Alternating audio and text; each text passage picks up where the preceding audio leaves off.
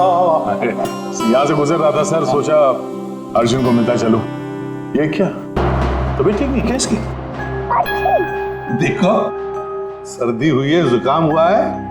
अरे हमारा टाइगर, क्या हुआ आपको? दया अंकल, दादू को समझाओ ना, खांसी और जुकाम तो नॉर्मल होता है, मैं तो इतना बीमार हूँ ही नहीं। अबे ओ नॉर्मल के बच्चे, दादू तू है या दादू मैं हूँ? अरे आप ही दादू हो, लेकिन इतनी चिंता क्यों कर रहे हो? इतनी चिंता क्यों कर रहा हूँ? 10 साल से गायब थे तुम, गायब। अब मुझे मिल गए हो तो पूरी कसर निकाल रहा हूँ। सर सोचा नहीं कभी आपका ये रूप भी देखने को मिलेगा। मतलब बड़े बड़े क्रिमिनल को धूल चटाने वाला एसीपी प्रद्युम्न आज अपने पोते के एक चीख से परेशान हो गया। दया, इस सबसे प्यारे सबसे मीठे क्रिमिनल की वजह से है।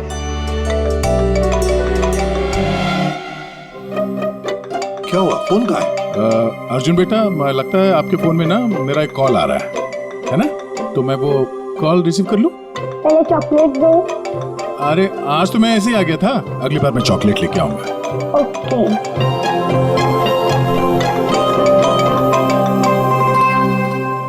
बड़े नॉटी हो गए हो तुम।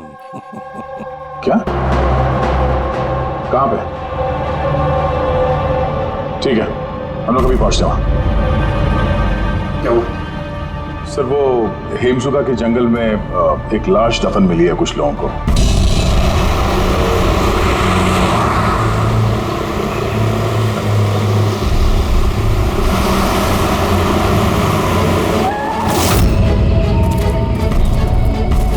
मैम प्लीज लाश को हाथ मत लगाइए मैम। एक मिनट मैम आप। मैम लाश को हाथ मत लगाइए प्लीज।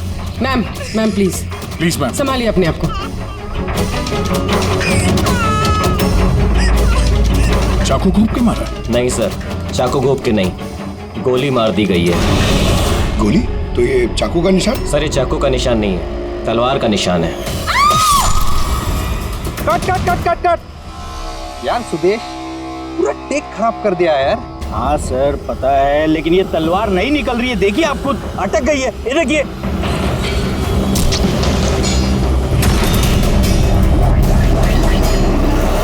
तलवार पे खून कैसा है?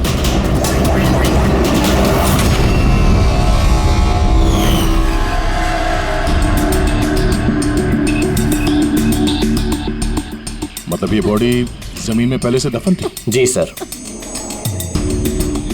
पेट पे गोली लगी है मैम प्लीज। और छाती पे कहीं भी एग्जिट वुंड नहीं है, मतलब गोली अभी भी अंदर है, बाहर नहीं गई है। सर दूर से गोली मारी होगी और पीठ पीछे धोखे से गोली मारी होगी। या धोखे से मारी है या फिर ये किसी को देख के भाग रहा था यहाँ से। ये औरत इनकी बीवी है?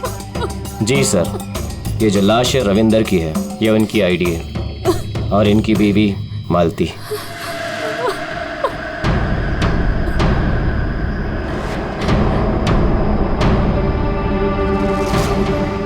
हाथ में घड़ी है, वॉलेट है, मतलब चोरी करने के लिए खून नहीं किया।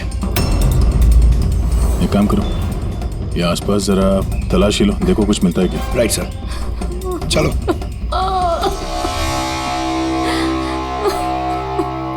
आपने आखिरी बार अपने पति को कब देखा था? आज सुबह 10 बजे। क्या काम करते थे वो?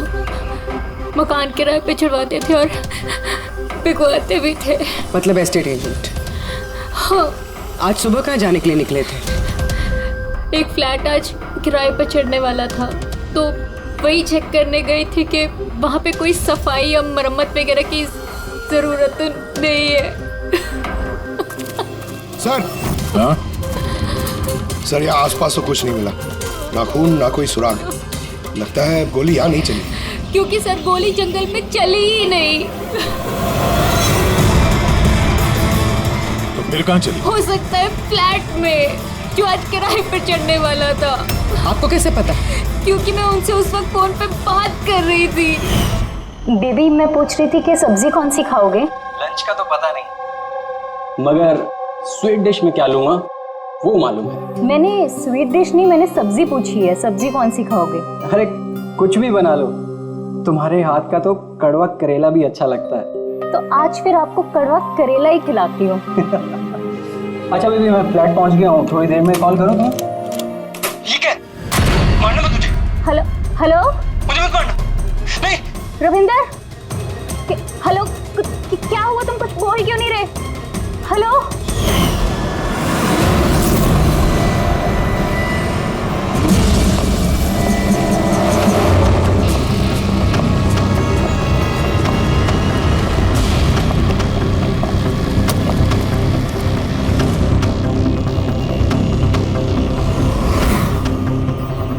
इतना सारा खून? सर यानी मालती ठीक कह रही थी, रविंद्र का खून यही हुआ है और फिर उसे यहाँ से जंगल ले जाया गया और दफना दिया। लाश को अगर यहाँ से ले जाया गया था तो फिर किसी ने देखा कैसे नहीं? पंकज, जरा वॉचमैन को बुलाओ।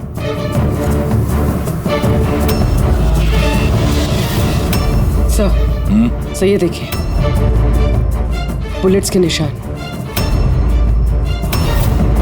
4, 6, 13 बुलेट्स और एक गोली रविंदर को लगी। तो क्या 14 गोलियां चली थी क्या यहाँ पे? पूर्वी, जरा अंदर चेक करो, देखो कुछ मिलता है क्या।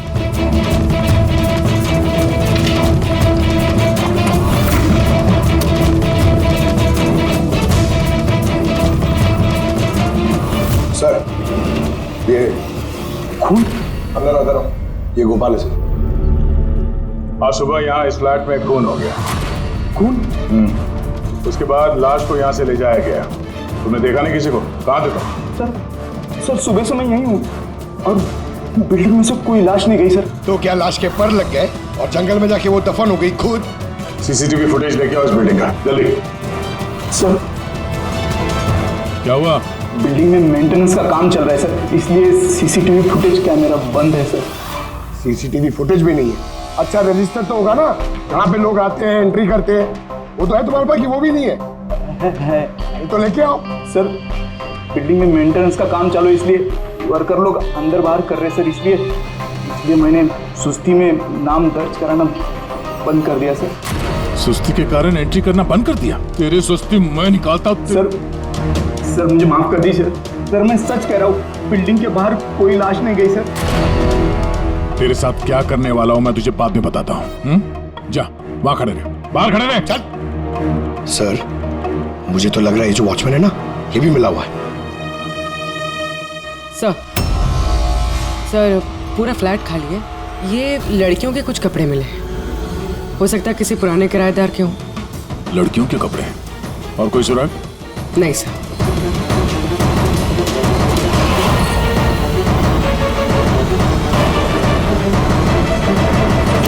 लॉक एकदम सही सलामत है, टूटा हुआ नहीं है, कोई फोर्स्ड एंट्री नहीं है। सर अगर ये पता चल जाए कि ये फ्लैट की चाबी किस किस के पास हो सकती है तो मुजरिम तक पहुंचना आसान हो सकता है। फ्लैट की चाबी मकान के मालिक के पास होगी या फिर किसी पुराने किराएदार के पास या फिर किसी ऐसे आदमी के पास जिसने इस फ्लैट की डुप्लीकेट चाबी बना ली हो।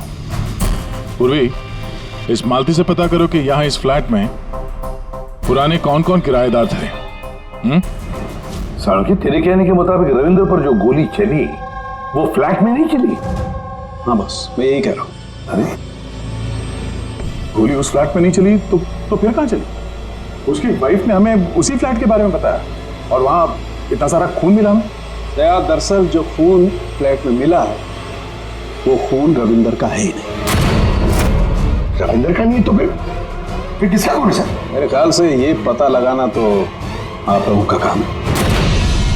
यानी एक और लाश ढूंढनी पड़ेगी। एक नहीं अभिजीत, 4 लाशें। क्राइम सीन पे जो खून मिला है वो 4 अलग अलग लोगों का खून है। 4 अलग अलग लोगों का खून, लेकिन उनमें से कोई भी खून रविंद्र का नहीं है। मतलब 5 खून हुए। हाँ फ्रेडी, 5 लोगों का तो हो सकता है कि जब ये खून खराबा हो रहा था उस फ्लैट में तो रविंद्र वहां पर पहुंच गया और उसने ये सब कुछ देख लिया। हाँ सर, गलत वक्त पे गलत जगह पे पहुंच गया वो और खूनी के हाथों मारा गया वहां। सर फिर तो वो बाकी की 4 लाशें भी खूनी ने जंगल में दफनाई होगी। मगर 4 लाशें बिल्डिंग से कौन लेके गया होगा और कैसे? किसी ने तो देखा होगा। सर, सर मालती ने मुझे किराएदार की डिटेल्स दी। ये फ्लैट 3 साल पहले ही किराए पे चढ़ा था और अब तक सिर्फ 2 लोग रह चुके हैं वहाँ पे। एक है कबीर, जो 1 साल पहले वहां रह रहा था। हाँ सर, रिटायरमेंट के बाद कबीर जी वहाँ अकेले रहते थे और फिर अमेरिका शिफ्ट हो गए अपनी बेटी के पास। और दूसरा है आकाश। 3 महीने में उसे फ्लैट से निकाल दिया गया। आसपास वालों की काफी कंप्लेंट्स थी उसके खिलाफ, क्योंकि वो एक शराबी था। तो इन दोनों के पास फ्लैट की चाबी हो सकती है और फ्लैट के मालिक के पास। फ्लैट का मालिक कौन है? सर मालिक ऑस्ट्रेलिया में रहता है और 3 साल से इंडिया नहीं आया। ये रविंद्र जी उनके अकाउंट में किराए का पैसा डायरेक्ट ट्रांसफर करते थे। तो फिर मुझे ये आकाश ही गड़बड़ लग रहा है। आकाश, मम्मी सोने दो ना। नशे से बाहर आ। मैं मम्मी दिखता हूँ देखो, CID ऑफिसर हूँ मैं। अरे वाह, बारिश हो रही है। Where is my umbrella? खड़ा करो उसे, खड़ा करो। Where is my umbrella? उठो, चल इधर। आकाश, आकाश जी उठिए, CID वाले आए हैं आपसे पूछताछ करने। Good morning. Good morning, good morning. बात सारी है, इसको इलायची खिलाओ। मुझे मालूम था CID वाले एक दिन आएंगे मेरे पास। मालूम था मतलब? रविंदर के खून में तेरा हाथ है? हाँ? रविंदर? हाँ? कौन रविंदर? मैं किसी रविंदर को नहीं जानता। तू रविंदर को नहीं जानता? तो फिर ये क्यों बोला कि तुझे पता था कि CID यहाँ पे आने वाली है? क्योंकि मुझे भी CID बनना है, देश की सेवा करना है। लेफ्ट। आकाश, केशव बिल्डिंग, फ्लैट नंबर 105, वहाँ रहते थे ना तुम? रहता था, लेकिन उन लोगों ने मुझे लात मार के भगा दिया। मेरे पूरे कपड़े भी नहीं दिए। I have only this shirt. I'm very poor. शादी हो गई तेरी? नहीं। नहीं? गर्लफ्रेंड है? गर्लफ्रेंड है। वो मेरी। लेकिन ये आप क्यों पूछ रहे हो? This is personal. क्योंकि केशव बिल्डिंग के उसी फ्लैट के कबर्ड में हमें लड़कियों के कपड़े मिले, शायद तुम्हारी गर्लफ्रेंड के। हैं? लड़की मेरे फ्लैट में कभी नहीं आई, कभी नहीं। I am very truly gentleman, white collar. Sir, ये कबीर जी सर, वो भी अकेले रहते थे और इसके जाने के बाद वहां कोई रहा ही नहीं। रहता कैसे नहीं था? जब मैं अपना बाकी का सामान लेने गया था ना, तो वहाँ 2 लड़कियां थी। ये लो अपना सामान और निकलो यहाँ से। क्यों मालती? झूठ क्यों कहा हमसे कि उस फ्लैट में सिर्फ 2 ही किराएदार रहते थे? एक तरफ आप अपने पति के खूनी को फांसी पे चढ़वाने की बात करती हो, झूठ बोल के हमें गुमराह किया आपने, क्यों? नाटक करिए सर, इसी ने अपने पति को मारा और अभी हमारे सामने खड़े होकर आंसू आ रही है।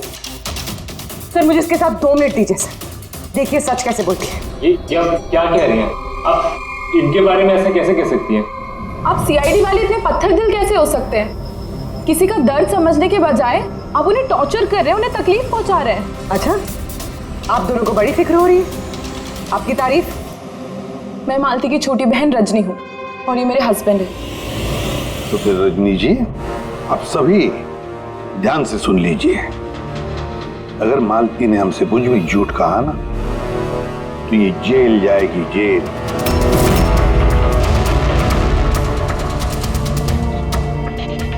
हाँ सर, मैंने झूठ बोला था क्योंकि सर बहुत सारे किराएदारों के हमने रजिस्ट्रेशन नहीं कराए थे।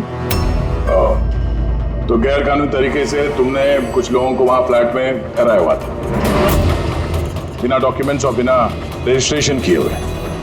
हाँ, ताकि वो रेंट मकान मालिक के बजाय हमें मिल सके। अच्छा, तो इसका मतलब है और भी लोग रह रहे थे इस फ्लैट में इन 2 किराएदारों से पहले, है ना? तो फिर फ्लैट की चाबी उनके पास भी हो सकती है, क्यों? हमें उन सबकी लिस्ट चाहिए, किराएदार चाहे कानूनी हो या गैर कानूनी, मगर इस बार लिस्ट से एक भी नाम गायब नहीं होना चाहिए, वरना तुम्हारे लिए अच्छा नहीं होगा। सुषमा जी दीदी, निशांत भैया से डायरी ले आओ। जी ठीक है।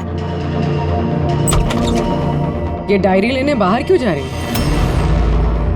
वो किराएदारों की लिस्ट वाली डायरी रविंदर ने हमारे पड़ोसी के यहाँ रखवाई थी। वाह, ताकि अगर कोई आपके इस घर की तलाशी ले तो आपकी पोल नहीं खुलेगी। रजनी जी, आपकी बहन बड़ी होशियार है, क्यों?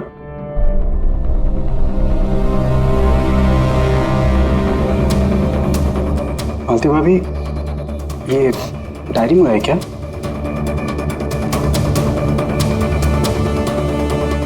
भाभी, सब ठीक है ना? सब? हाँ, 8 और लोग हैं। 8 लोग हैं। इनकी कुंडली निकाल लो, खूनी इनमें से कोई एक हो सकता है। सर, लिस्ट में जितने भी लोग हैं उनसे कांटेक्ट नहीं हो पा रहा है। हाँ सर, कुछ नंबर गलत हैं और कुछ बदल गए हैं। मतलब डेड एंड। सिक्योरिटी गार्ड से क्या पता चला? सर वो वही कह रहा है सर, ये 4 लाशें क्या, अरे तो 1 लाश भी नहीं देखी जाते हुए। अजीब बात है सर, उस बिल्डिंग से बाहर जाने का रास्ता तो एक ही है। अगर लाशें वहां से बाहर ले जाई नहीं गई है तो लाशें गायब कहाँ हो गई? ये सब मेरी वजह से हुआ है बॉस। मेरी गलती है। तेरी गलती है? ये लो, तो ग्रेट डॉक्टर साहब की भी गलती करते हैं। हाँ क्यों नहीं, बड़े से बड़ा आदमी कभी कभी गलती कर देता है बॉस। अच्छे से अच्छा क्रिकेटर भी 0 पे क्लीन बोल्ड होता है, तो मुझसे भी हो गई यार। तो सर, आपको 0 पे आउट किसने किया? उस खून ने जो फ्लैट में मिला था। उन 4 मरे हुए लोगों का खून? यही गलती हो गई बॉस मुझसे। दरअसल वो 4 लोग मरे हुए थे ही नहीं। क्या? मरे हुए नहीं थे? मतलब? मरे हुए नहीं थे मतलब जिंदा थी। पता, जब मैंने उन 4 खून को अच्छी तरह से टेस्ट किया तो मुझे क्या मिला? स्टोरेज लीजेंस। पंकज, तुम जरूर ये पूछना चाहोगे कि सर ये स्टोरेज लीजेंस क्या होता है? अरे कमाल है सर, मैं आपसे यही पूछने वाला था। मुझे मालूम था। रेड ब्लड सेल्स जब अपना बदलाव करते हैं स्टोरेज के दौरान, उसे कहते हैं स्टोरेज लीजन। तो वो जो 4 किस्म के खून हमें वहां से मिले थे वो ताजा नहीं थे, स्टोर्ड थे। एग्जैक्टली। शायद किसी ब्लड बैंक वगैरह से लाया गया होगा। उन 4 ब्लड सैंपल्स में मुझे 4 अलग अलग किस्म की बीमारियों के लक्षण मिले हैं। एक में HIV, दूसरे में ल्यूकेमिया, तीसरे में हार्पिस और चौथे में डायबिटीज।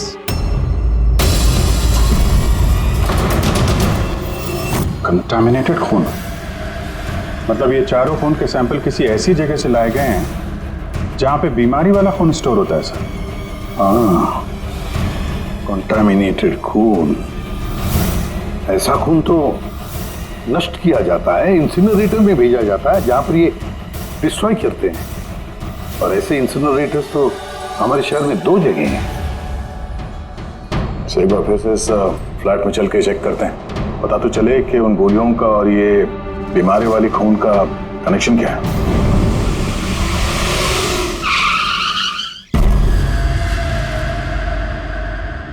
केस तो कुछ ज्यादा ही उलझता जा रहा है। अगर यहाँ इस फ्लैट में किसी को नहीं मारा गया था तो इतना सारा खून यहाँ जमीन पे क्यों पड़ा हुआ है और दीवार पे ये गोलियां क्यों चलाई हैं? सर जो गोलियों के निशान है वो सिर्फ इस दीवार पर है, इसका क्या मतलब है? इसका मतलब गोली चलाने वाला यहाँ खड़ा था, यहाँ से उसने गोली चलाई। मगर सर इस इन्फेक्टेड खून का क्या कनेक्शन हो सकता है इस केस से? और सर खून सिर्फ फ्लोर पर है, ना यहाँ पर है, ना इस पर है, ना दीवारों पे। इसका क्या मतलब है? एक और बात, हमें इस घर से गोलियां नहीं मिली, मिले हैं तो सिर्फ गोलियों के निशान। इसका मतलब है कि मुजरिम ने यहाँ इसको कमरे को साफ करने की कोशिश की है मगर पूरी तरह साफ नहीं कर पाया, उससे पहले उसे जाना पड़ा। क्यों? एक काम करो, स्प्रे लेके आओ। दीवार पे स्प्रे मारो, पता तो चले कि यहाँ पे है क्या।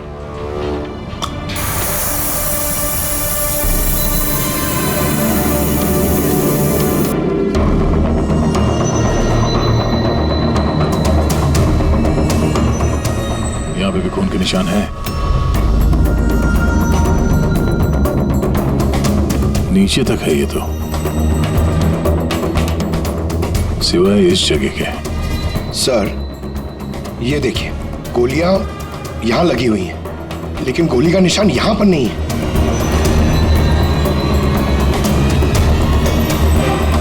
ये क्या? ये निशान, ये टायर के निशान जैसा कुछ है। मतलब बाइक लेके आए थे? पंकज, वो टायर नहीं, वो जो फर्नीचर के नीचे पहियों पे लगा होता है टायर, वो रबर का। कोई फर्नीचर रखा हुआ था यहाँ पे, शायद कोई कुर्सी। मगर सर हमने तो पूरा फ्लैट चेक किया, कुर्सी वगैरह तो कुछ भी नहीं है यहाँ पे। सर लगता है वो कुर्सी इसी बिल्डिंग में हुई, छुपाई हुई। एक काम करते हैं, बिल्डिंग में ढूंढते हैं उसे।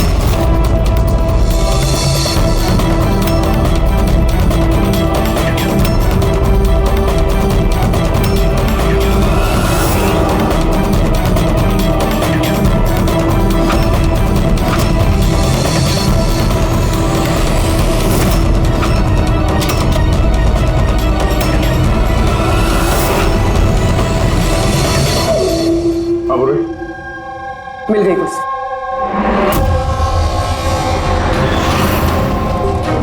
कुर्सी परफेक्ट। सर ये कुर्सी के साथ ये सब भी मिला है। क्या ये बोलो? ये अब समझ आ गई सर पूरी पहेली। खूनी ने पहले इस मैनिक्विन को चेयर पे बिठाया और चेयर को दीवार से लगा दिया। इस मैनिक्विन के ऊपर वो खून के बैग्स थे और बहुत सारे बुलेट फायर करने की वजह से ये दीवार पे जो बुलेट्स है और ये सारा खून आसपास गिर गया। ये जिसने भी किया ये बड़ा सरफिरा आदमी, मतलब ये सब करने की जरूरत क्या थी?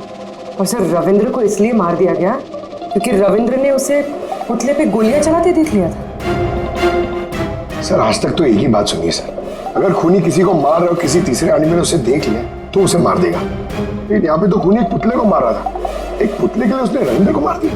हो सकता है खूनी यहाँ पे शूटिंग प्रैक्टिस कर रहा हो, उसे किसी का मर्डर करना होगा, लेकिन उसके रिहर्सल वो यहाँ इस फ्लैट में कर रहा था। रविंद्र को मारने के लिए इतनी लंबी रिहर्सल? मगर उसे कैसे पता था कि रविंद्र यहाँ आने वाला है? हो सकता है उसकी बीवी ने बताया हो सकता है मालती का हाथ हो इस जुर्म में। अब ये रिहर्सल रविंद्र के लिए थी या किसी और के लिए तो बता नहीं सकते हैं, पर ये मुमकिन है कि इस पूरे प्लान का ये रविंद्र भी हिस्सा हो। सर हिस्सा हो या ना हो, लेकिन मरा तो रविंद्र ही है। मेरी तो एक बात समझ में नहीं आ रही है कि उसकी लाश यहाँ से जंगल पहुंची कैसे? सर मानो उस अलमारी की चाबी हमारे पास रहती है जिसमें खून स्टोर किया जाता है, मगर वो अलमारी सिर्फ और सिर्फ कर्नल शिशिर की मौजूदगी में ही खोली जाती है, उनके बिना कभी नहीं। कर्नल शिशिर? जी सर, वो यहाँ के सिक्योरिटी फर्म के हेड है। सर उनके पास पूरा हिसाब किताब रहता है कि अलमारी में से कब कितने बैग खून के रखे गए और कब कितने बैग नष्ट कर दिए गए। और वैसे भी सर अलमारी खोलने के लिए 2 चाबियाँ चाहिए होती हैं, तो हमारे पास सिर्फ 1 चाबी है। सर दूसरी चाबी कर्नल साहब के पास रहती है हमेशा से। मतलब कर्नल साहब भी अकेले ये अलमारी नहीं खोल सकते क्योंकि दूसरी चाबी आपके पास है ना? नहीं सर, उनके पास दोनों चाबियां होती हैं, जैसे हमारे मालिक विनोद सर के पास होती है। और विनोद सर आपके मालिक वो कहाँ हैं? सर वो ग्रीस गए हैं अपनी फैमिली के साथ वैकेशन मनाने। तो बच्चे कर्नल साहब ये रिटायर्ड आर्मी ऑफिसर हैं क्या? जी सर, आर्मी में लोग आज भी उनकी बहुत इज्जत करते हैं। देश की फौज के सबसे बेहतरीन शार्प शूटर्स में से एक थे वो। आर्मी छोड़कर उन्होंने अपनी खुद की सिक्योरिटी फर्म चालू कर दी। सर खूनी जिस तरीके से गोली चला रहा था वहां पे, लगता है गन पे हाथ काफी साफ था उसका। कहीं ये कर्नल शिशिरी तो शामिल नहीं है इस जुर्म में? मिलते हैं कर्नल साहब से।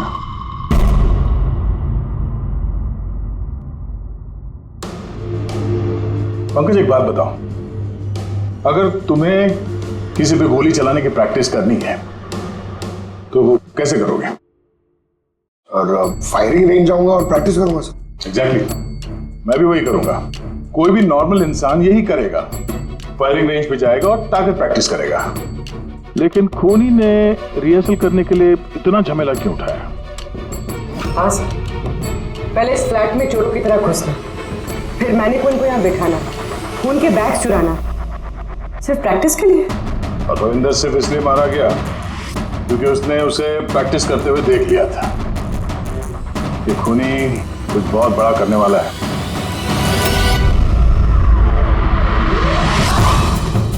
पूरी ट्यूशन है ना सर?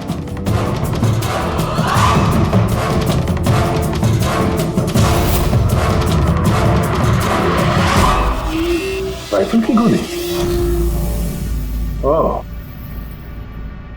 इसका मतलब है गोली चलाने की प्रैक्टिस कोई यहाँ फ्लैट के अंदर से नहीं कर रहा था, कोई दूर बैठ के प्रैक्टिस कर रहा था राइफल की गोली से। हाँ सर, क्योंकि अगर राइफल नजदीक से चलाई होती तो गोली आर पार निकल जाती, कुर्सी में नहीं अटकती। अब समझ में आया मर्डर रिहर्सल के लिए इतनी प्रैक्टिस क्यों। जिसका खून होने वाला है उस पे गोली कहीं दूर से चलने वाली है, कहीं दूर से। सर, आपके कहने का मतलब है कि गोली वहां वो बिल्डिंग से चली है? इतनी दूर से गोली चलाना मुमकिन है? वही तो, मतलब वहां से नहीं तो और कहां से चली होगी? पंकज, एक काम करो, लेजर बीम लो और उस चेयर पे जो गोली का छेद है ना, उसके पीछे से वो लेजर पास करना, एकदम सामने, पता तो चले गोली चली कहां से।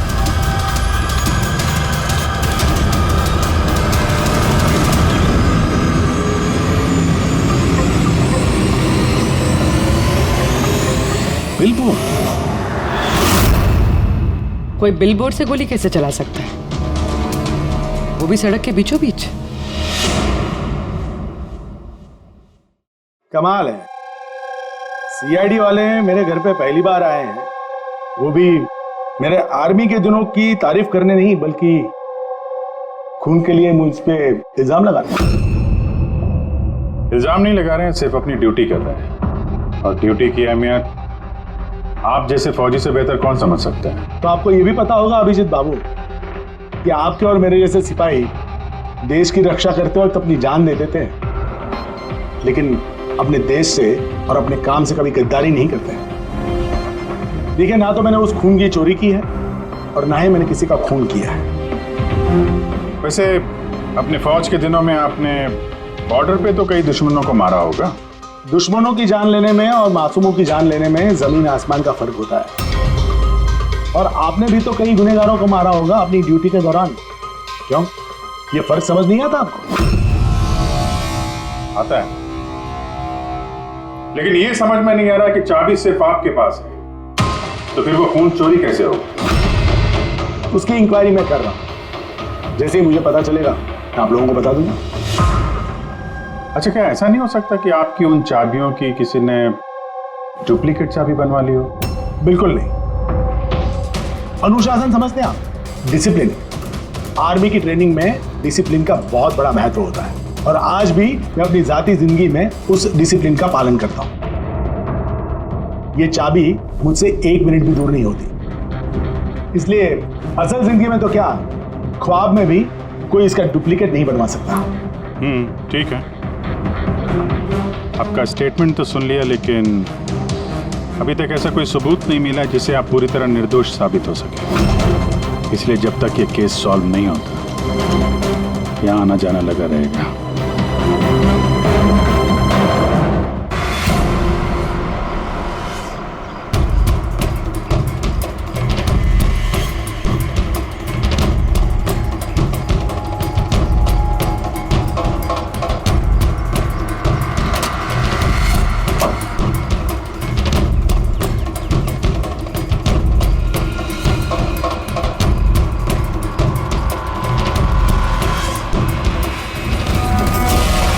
इस मेटल बोर्ड को नट से फिट किया गया था ऊपर। सूंघो इसे।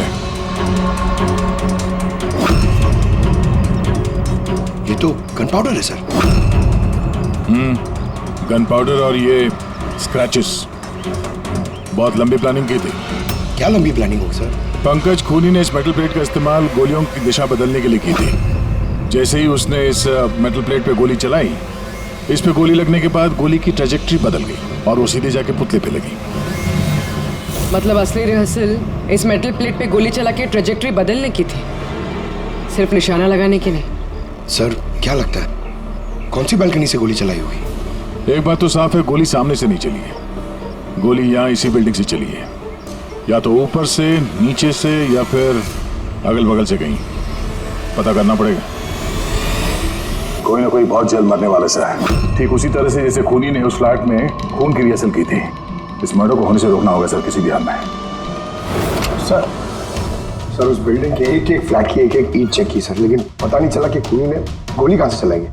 अगर इस खूनी ने बेड़ा उठाया रिहर्सल करके ही खून करने का, तो फिर वो वैसा ही फ्लैट ढूंढेगा जैसा फ्लैट उसे वो खून करते वक्त मिले। मतलब सर असली विक्टिम का जो फ्लैट होगा, खूनी ने ठीक उसी पैटर्न का फ्लैट ढूंढा होगा। हर बिल्डर का अपना एक अलग पैटर्न होता है फ्लैट्स का। एबीसी का अलग, XYZ का अलग। तो हमें उस पैटर्न का फ्लैट देखना होगा सर, जैसे वहां उस रिहर्सल में यूज हुआ था। सर ये बिल्डिंग तो आकव बिल्डर की है और इनकी कुल मिलाकर 24 प्रॉपर्टीज है पूरे शहर में। मतलब जिसका खून होने वाला है वो 24 बिल्डिंग में से किसी एक बिल्डिंग में हो सकता है। लेकिन 24 बिल्डिंग में से 7 बिल्डिंग्स ऐसी हैं जिसका पैटर्न इस रविंदर के फ्लैट से मिलता है। मतलब हमें 7 के 7 बिल्डिंग ढूंढनी पड़ेंगी। 7 बिल्डिंग, अगर एक बिल्डिंग में 50 फ्लैट है तो 350 फ्लैट, सब बहुत ज्यादा वक्त नहीं लग जाएगा। अगर चाहे जो कुछ भी हो, करना तो पड़ेगा ही।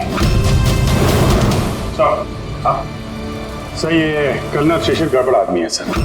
ये सेना में शार्प शूटर था और ये जो खराब ब्लड डिस्पोजल करते हैं ना, वहाँ का चीफ सिक्योरिटी ऑफिसर है। पंकज ये ब्लूप्रिंट किसका है? ये रविंदर के फ्लैट का है सर, जहाँ पे मर्डर नहीं हुआ था बट रिहर्सल हुआ था।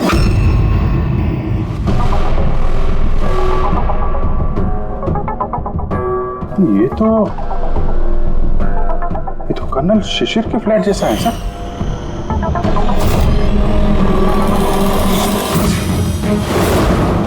क्या? हाँ सर, ये फ्लैट का लेआउट बिल्कुल कर्नल शिशिर के फ्लैट जैसा है। ये चेयर पे मैनिक्वीन है, ऐसे ही चेयर पे वो रोज शाम को 4 बजे चाय पीता है सर। ठीक शाम को 4 बजे मैं इस सोफे पर बैठकर अपनी चाय पीता हूँ। ओह, तो खूनी कर्नल शिशिर को मारने का प्लान बना रहा था। 4 बजने वाले हैं, वो कर्नल शिशिर को मारेगा, वो भी आज ही मारेगा। उसे पता है कि हम CID वाले उसके पीछे पड़े हैं। जल्द से जल्द कर्नल शिशिर तक पहुंचना होगा।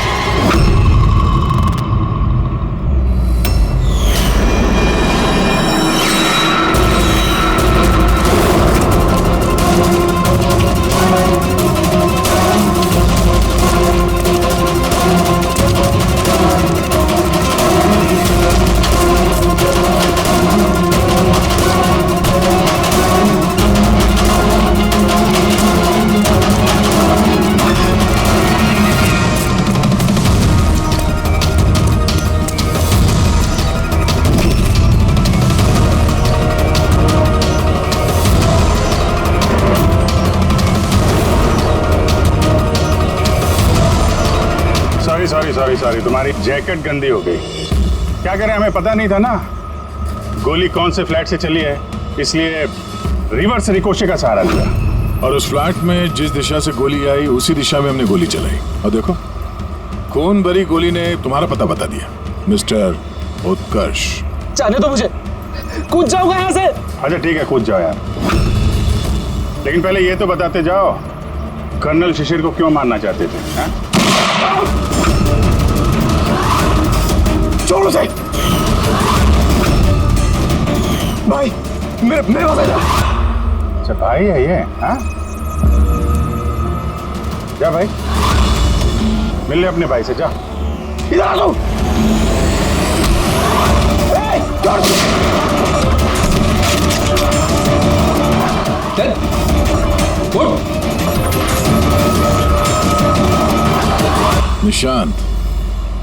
निशांत और उत्कर्ष, तुम दोनों भाई हो।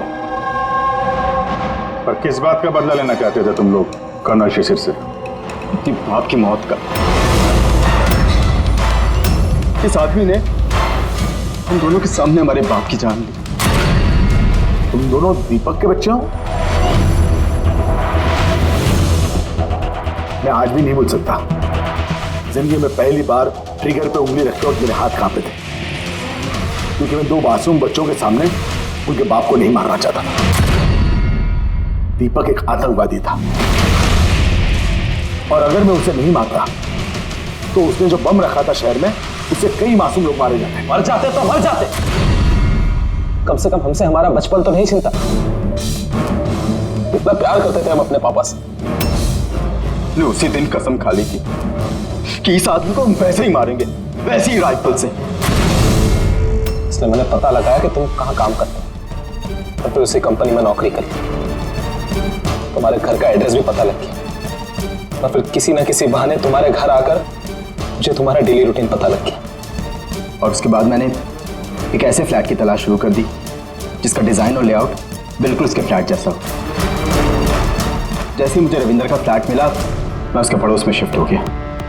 मैंने उससे दोस्ती कर ली और दोस्ती के बहाने उसके घर आते जाते उसके घर की डुप्लीकेट चाबी बनवा ली तुमने? हाँ? और फिर मैंने उस खून वाली अलमारी की भी डुप्लीकेट चाबी बनवा ली, कंपनी के मालिक की चाबी की मदद से, उनके ग्रीस जाने से पहले। जब रविंद्र फ्लैट में आया तब क्या हुआ? उसने मैं मर्डर का रिहर्सल करते हुए देख लिया। अगर मुझे नहीं मारते तो हमारा पूरा प्लान चौपट हो जाता। और फिर निशांत उसे घर के बाहर लेकर गए। सुन, ज्यादा होशियारी की ना तो वहीं गोली दाग दूंगा। चल। और मैं पीछे घर के अंदर ही रुक गया साफ सफाई करने के लिए। उसके बाद निशांत रविंदर को जंगल लेके गया और वहीं पे मार डाला और उसकी लाश भी वहीं दफना दी जंगल में। हाँ, अगर वो बेवकूफ लोग वहां फिल्म की शूटिंग नहीं कर रहे होते तो तुम लोग को ये लाश मिलती भी नहीं। भूल गए तुम कि कोई भी गलत काम, कोई भी जुर्म छुप कर नहीं रह सकता, सामने आता ही है। एक बात बताओ उत्कर्ष, फ्लैट की साफ सफाई करने के बाद भी वहां पर खून कैसे मिला? क्योंकि इससे पहले मैं पूरी सफाई करता आप लोग वहां पर आ गए। मैं दीवार से गोली निकाली, उसके ऊपर का खून साफ करा, टेरेस पर कुर्सी और मैनिक्विन रखकर वापस आ ही रहा था कि वहां आप लोग आ गए। अब जेल की सलाखों के पीछे बैठकर बदले की आग में क्या खोया क्या पाया, ये सोचते बैठना, कानून तुम्हें कड़ी से कड़ी सजा देगा।